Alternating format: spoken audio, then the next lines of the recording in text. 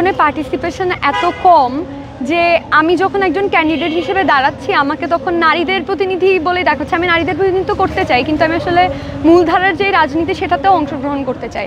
তারপরেও যেহেতু নারীরা এখানে বলতে গেলে তুলনামূলকভাবে পিছিয়ে পড়া গোষ্ঠী, এবং বিশেষত আমরা যদি আবাসিক হলগুলোর দিকে তাকাই, ছেলেদের হল আছে 13টা, মেয়েদের হল আছে মাত্র 5টা। আসলে সংখ্যার চেয়ে বড় কথা ধারণ ক্ষমতা কতটুকু।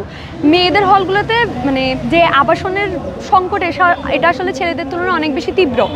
ছেলেরা প্রায় 51%-এর মতো হলে থাকে, 51 বা 57%, কিন্তু নারীরা হলে থাকে মাত্র মানে আরও অনেক বেশি কম। তো এই জায়গা থেকে দেখা যাচ্ছে নারীদের আবাসনের যে সংকট, এটা নিয়ে গত বছর ডিসেম্বরেও আমরা আন্দোলন করেছিলাম, হল সংকট নিরসন আন্দোলন। সেখানে আমরা অনশনও করি, কিন্তু পরবর্তীতে আমরা দেখতে পাই আসলে নতুন হল হবে এটা আমাদেরকে আশ্বস্ত করা হলো, এটা আসলে কোনো মানে কর্মপরিকল্পনা বা কোনো উদ্বোধন আমরা কিছুই দেখতে পাচ্ছি না। এবং নারীদের যে নতুন হল হবে সেটার আসলে যে বরাদ্দকৃত জায়গা সেটাও মানে মূল ক্যাম্পাসের বাইরে, নিউ মার্কেটের পেছনে যে বঙ্গমাতা মৈত্রী হল আছে, শাহনেওয়াজ হোস্টেলের ওই জায়গাতে।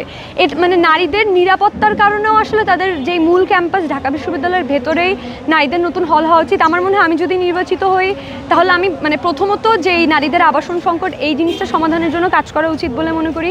দ্বিতীয়ত ঢাকা বিশ্ববিদ্যালয়ে যেই যৌন নিপীড়ন বিরোধী সেল, এটা পুনর্গঠনের আলোচনা আমরা অনেক দিন ধরে শুনছি, কিন্তু এটা পুনর্গঠন আসলে এখন পর্যন্ত পুরোপুরিভাবে হয় নাই। এবং এই যৌন নিপীড়ন বিরোধী সেলটা মানে প্রত্যেকটা ফ্যাকাল্টিতেই আসলে থাকা উচিত। সেটা যৌন নিপীড়ন বিরোধী সেলের কোনো কার্যক্রম আমরা দেখতে পাচ্ছি না, বরং আমরা দেখতে পাই প্রত্যেকটা ডিপার্টমেন্টেরই কোনো না কোনো শিক্ষকের বিরুদ্ধে ছাত্রীদেরকে বা কর্মচারীদেরকে যৌন হেনস্থা করার অভিযোগ আছে। তো এটার জন্য আসলে যৌন নিপীড়ন বিরোধী সেল কার্যকর করাটা খুবই গুরুত্বপূর্ণ।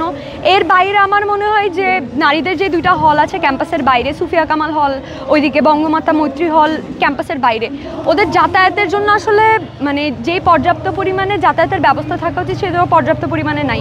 এর বাইরে যদি আমরা বলতে যাই, কলা ভবনের বা অন্যান্য যে ফ্যাকাল্টিগুলো আছে এগুলোতে প্রত্যেকটা ফ্লোরে পর্যাপ্ত পরিমাণে নারীদের ওয়াশরুম নাই।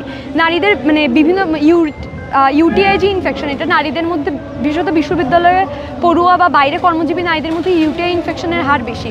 আমার মনে হয় ডাকসুতে যেই আসলে জিতে আসুক, সে নারী হোক পুরুষ হোক, নারীদের এই সমস্যাগুলো সমাধানের জন্য আমাদের সবার কাজ করা উচিত।